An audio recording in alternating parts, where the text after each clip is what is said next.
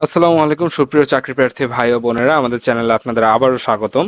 আজকে আমরা আপনাদের জন্য একটি নতুন ভিডিও নিয়ে এসেছি যেটি হচ্ছে কারিগরি শিক্ষা অধিদপ্তর বাংলাদেশের একটি নিয়োগ বিজ্ঞপ্তি।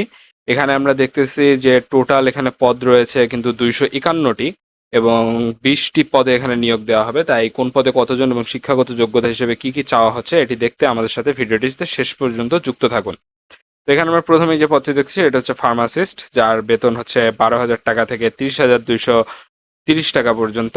এখানে আপনাকে 2 জন লোক নেওয়া হবে এবং এখানে কিন্তু এসএসসি সার্টিফিকেট দিয়েই আপনি এই পদের জন্য আবেদন করতে পারবেন। তারপরে হচ্ছে এখানে দেখতে পাচ্ছেন যে হিসাব রক্ষক, এই পদে কিন্তু বেতন হচ্ছে 11,000 টাকা থেকে 26,590 টাকা পর্যন্ত এবং এখানে 4 জন লোক নেওয়া হবে। এখানে আপনাকে কোনো বিশ্ববিদ্যালয় হতে কমার্স নিয়ে পড়াশোনা করতে হবে এবং এমএস অফিসের কাজ আপনার জানা থাকতে হবে। এরপরে দেখুন আছে উচ্চমান সহকারী, যার বেতন হচ্ছে 10,200 টাকা থেকে 24,680 টাকা পর্যন্ত। এখানে 4 জন লোক নেওয়া হবে এবং এখানে আবেদন করতে আপনাকে কোনো বিশ্ববিদ্যালয় হতে সিজিপিএ 2 এর উপরে থাকতে হবে, এমএস অফিসের কাজ জানা থাকতে হবে এবং কম্পিউটার ব্যবহারে প্রতি মিনিটে বাংলায় 25টি এবং ইংরেজিতে 23টি শব্দ টাইপ করার দক্ষতা থাকতে হবে।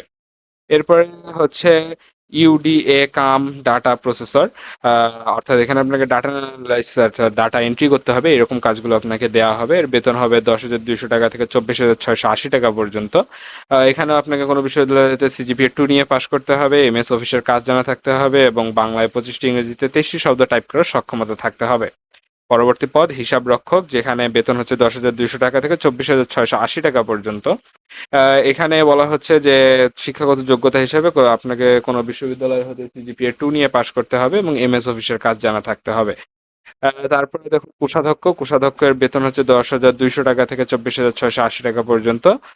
এখানেও আপনাকে কোনো বিশ্ববিদ্যালয় হতে সিজিপিএ 2 এর উপরে থাকতে হবে এবং অবশ্যই কমার্স নিয়ে পড়াশোনা করতে হবে এবং আপনার এমএস অফিসের কাজ, এমএস অফিস বলতে আপনার Microsoft Word, Microsoft Excel, PowerPoint এই কাজগুলো জানা থাকতে হবে। এরপর 60 মুদ্রাক্ষরিক কাম কম্পিউটার অপারেটর, যার বেতন হচ্ছে 10,200 টাকা থেকে 24,680 টাকা পর্যন্ত। এখানেও সিজিপিএ 2 থাকতে হবে, কম্পিউটার ব্যবহারের দক্ষতা থাকতে হবে এবং বাংলায় 45টি ইংরেজিতে 70টি শব্দ আপনার লিপিতে এবং কম্পিউটারে বাংলায় 25টি ইংরেজিতে 30টি শব্দ টাইপ করতে হবে। 8 নম্বর পদ দেখুন লাইব্রেরিয়ান, যার বেতন হচ্ছে 10,200 টাকা থেকে 24,680 টাকা পর্যন্ত। এখানে 4 জন লোক নেওয়া হবে। এখানে কোনো বিশ্ববিদ্যালয় হতে সিজিপিএ 2 নিয়ে আপনাকে পাশ থাকতে হবে এবং এমএস অফিসের কাজ জানা থাকতে হবে। এরপর কম্পাউন্ডার, যার বেতন 10,200 টাকা থেকে 24,680 টাকা পর্যন্ত এবং এখানে লোক নেওয়া হবে 4 জন। এখানে আপনি কিন্তু এইচএসসি পাশে আবেদন করতে পারবেন, অর্থাৎ এইচএসসি পাস থাকলে এবং কোনো মেডিকেল অ্যাসিস্ট্যান্ট হিসেবে যদি আপনি 1 বছরের অভিজ্ঞতা থাকে কোথাও কাজ করে তাহলে এখানকার জন্য আবেদন করতে পারবেন। এরপর অফিস সহকারী কাম কম্পিউটার মুদ্রাক্ষরিক, যার বেতন 9,300 থেকে 22,490 টাকা পর্যন্ত এবং এইখানে কিন্তু 28 জন লোক নেওয়া হবে, যেটি আপনাদের জন্য একটা অত্যন্ত বড় সুযোগ। এখানে শিক্ষাগত যোগ্যতা হিসেবে চাওয়া হচ্ছে যে আপনাকে কোনো বিশ্ববিদ্যালয় হতে সিজিপিএ 2 নিয়ে পাশ করতে হবে, কম্পিউটার ব্যবহারের দক্ষতা থাকতে হবে এবং কম্পিউটার মুদ্রণ নিম্ন বাংলায় 20টি এবং ইংরেজিতে 20টি শব্দ টাইপ করার দক্ষতা থাকতে হবে। এরপরে স্টোর কিপার, যেখানে আপনার বেতন হবে 9,300 টাকা থেকে 22,490 টাকা পর্যন্ত।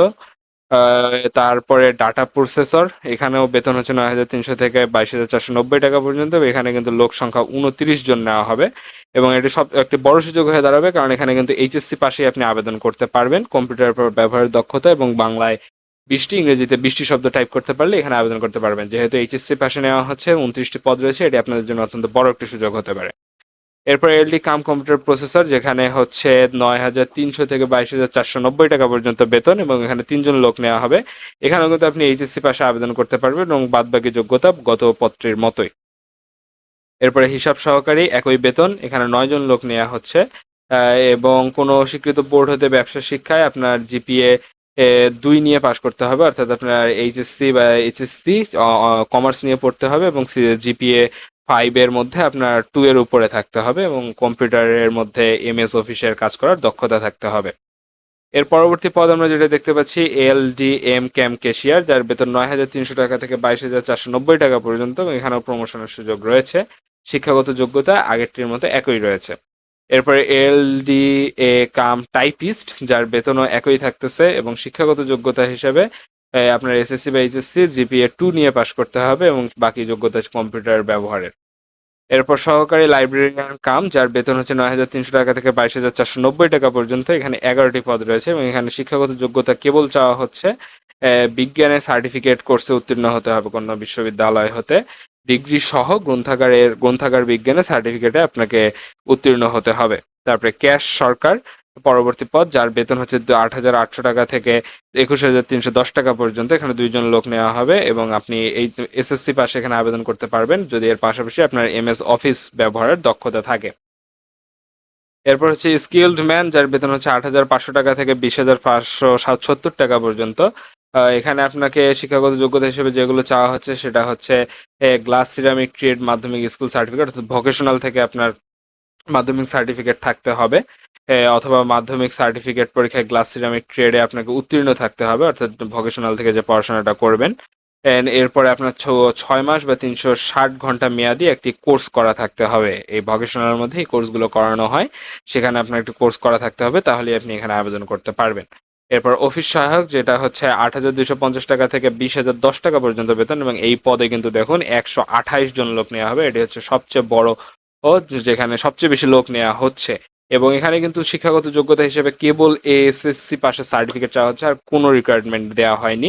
অর্থাৎ এটি আপনাদের জন্য সবচেয়ে বড় একটি সুযোগ হয়ে দাঁড়াবে, যেখানে 128টি পদ রয়েছে আপনাদের আবেদন লোক নেওয়ার জন্য। এরপরে আপনি কিভাবে আবেদন করবেন সেটা হচ্ছে এই লিঙ্কের মধ্যে গিয়ে আপনাকে আবেদন ফর্ম পূরণ করতে হবে এবং আবেদনটি গতকালকে 1 তারিখ শুরু হয়েছে সকাল 10টায় এবং এটি কিন্তু 21 তারিখ পর্যন্ত চলবে, 21 তারিখ বিকাল 5টা পর্যন্ত এই আবেদনটি চলবে। এরপর এখানে কোন আবেদনে কত টাকা লাগবে এটি যদি আমরা খেয়াল করি, তাহলে আমরা এখানে দেখতেছি যে এই 1 নং যে পদটি রয়েছে সেই পদে আপনার আবেদনের জন্য 168 টাকা খরচ হবে এবং 2 থেকে 17 নম্বর পর্যন্ত যে পদগুলো রয়েছে এখানে আবেদনের জন্য আপনার খরচ হবে 112 টাকা। এবং ক্রমিক নং 18 থেকে 20 নম্বর যে পদগুলো রয়েছে এবং সকল পদ এই 18 থেকে 20 নাম্বার এবং উপরে যে পদগুলো আমরা দেখলাম যেখানে 168 এবং 112 টাকা লাগতেছে, এই সকল পদের জন্য লাগবে 56 টাকা যদি এখানে সে ক্ষুদ্র নৃগোষ্ঠী, শারীরিক প্রতিবন্ধী বা তৃতীয় লিঙ্গের প্রার্থী হয়ে থাকে। তাহলে যে কোনো পদে আবেদনের জন্য আপনার 56 টাকা খরচ হবে এবং তাছাড়া 1 নম্বর পদের জন্য 168 এবং 2 থেকে 17 নম্বর পদের জন্য 112 টাকা খরচ হবে। তো এই ছিল আজকের ভিডিওটি ভালো লেগে থাকলে অবশ্যই লাইক দিবেন এবং এই রকম চাকরির আরো আপডেট পেতে আমাদের চ্যানেলটি সাবস্ক্রাইব করে পাশে থাকা বেল আইকনটি ক্লিক করে রাখুন। ধন্যবাদ।